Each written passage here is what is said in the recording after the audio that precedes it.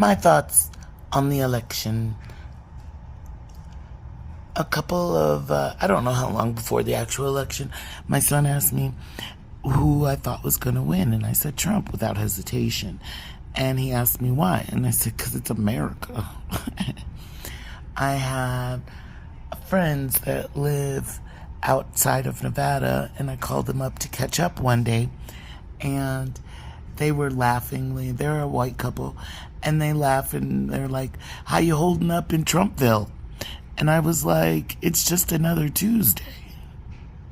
You know what I'm saying? Like, just because it's election year doesn't mean anything's changed. I'm a black woman in America. It's just an election year. I know where I live. I know the psychology, for the most part, of the people that I live around. I've been black my whole life. And I just found it interesting that people really were bothered that Trump won the election, or surprised. And I'm like, do y'all live in a separate America from me? Because ain't nothing changed. Like, these white women, you guys are surprised by their behavior? Seriously? Like, I mean, don't get me wrong. If you're young and this was your first election and you haven't really paid attention to your environment, then I get it. Also, there's people, it just takes a while to understand the reality that you live in, which is a racist, white supremacist reality. I mean, there's no way they were going to let Kamala Harris win. I mean, she's a woman. She's biracial. That is not going to happen again. These people do not let anything that black people do go. I mean, look at the guy with the fighting dogs. Michael, whatever his name was, they still pissed off about that. O.J. Simpson's dead in the ground, they still pissed off about that. Yet they have the biggest freaking, like, scammers, rapists, stealers up in corporate America doing all kinds of dirt, and they forgive them without a problem. They let actors act up and do foolish, crazy, wild stuff, and they're forgiven. America will never forgive America for Obama for letting their White House be tainted, even though I find it hilarious. This is just a random rant, but I find it hilarious when people, they talk about, like, when Colin Kaepernick kneeled for the flag, that it was disrespectful for the flag.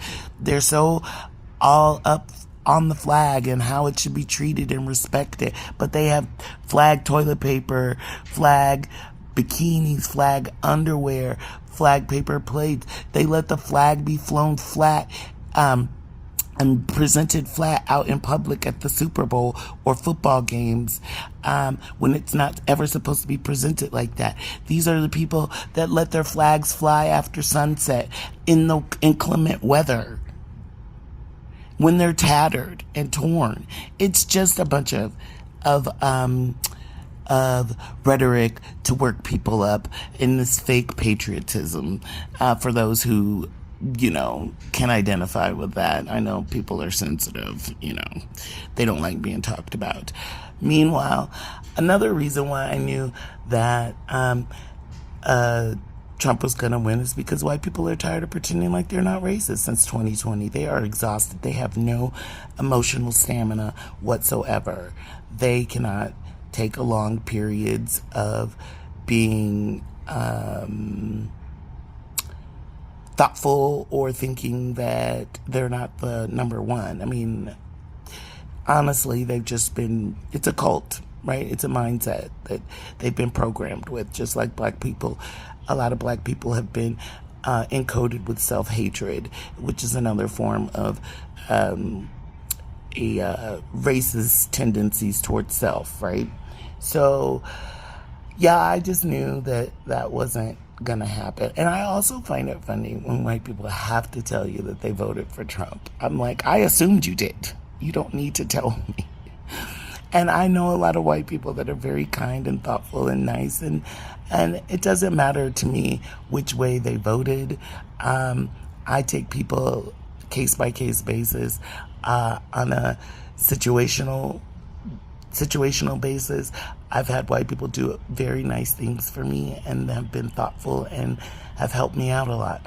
But I just know as a collective that they are going to stand for themselves, as they should.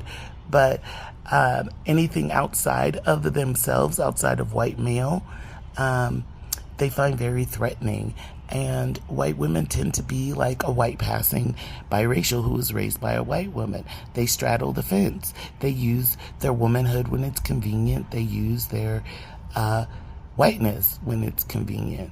That's why most people of all other races don't trust them. I just feel that this was not a, I may be, just because I'm a certain age, I may have become jaded, and like to think of it as practical and logical and seeing patterns, and that the past is the best predictor of the future. When I first moved to the town that I live in, there were people who were curious and asked me if I felt like there were racists in the town. And I'm like, there's always racists. I mean, white people are mostly racist.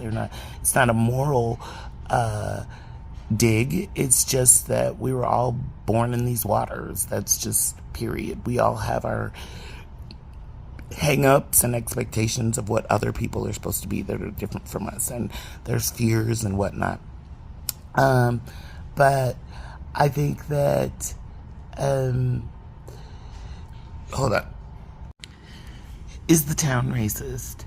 I felt that the town that I'm in was slightly strange, and it was sort of like a giant high school with this hierarchy of like the people that had been here forever and the new people, right? So I didn't feel like I was shut out or excluded because I was black. It was more like they were circling the wagons just because I was new. And then Obama got elected, and the whole atmosphere changed, and suddenly I didn't hear political discussions anymore.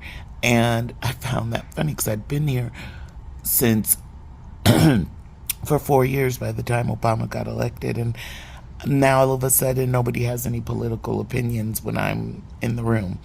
So I started noticing changes after that. And then I did start noticing more racism after that. And it slowly elevated over the last decade or so. I mean, good goodness. I have had, mostly it's been the Caucasian woman. Every time I've always been hit by a car, like in open when they can see me crossing the street, literally, they've tried to hit me. But anyway, so, I'm not surprised by the election results. And I also want to say that when it comes to the biracial equivalency as far as white women go, white passing, raised by white women equivalency, is that I've just noticed that they tend to display those behaviors of jumping the fence. White women ride the fence politically, white passing biracials ride the fence racially. So when they want to say something bad about one side or the other, they can claim one side or the other. But I also find it interesting. It's a question that I would like to ask anyone that's biracial or has a biracial child that's watching this, is how come, now Cynthia G proposed this question first. How is it that if a white woman can say, my son is black, when the son is really biracial, but if I had a child by a white man, I would not be allowed to ride that fence with my child by calling them white. So, that's a question for you at the end of this. You can comment, like, subscribe, and I'll talk to you guys later. Bye.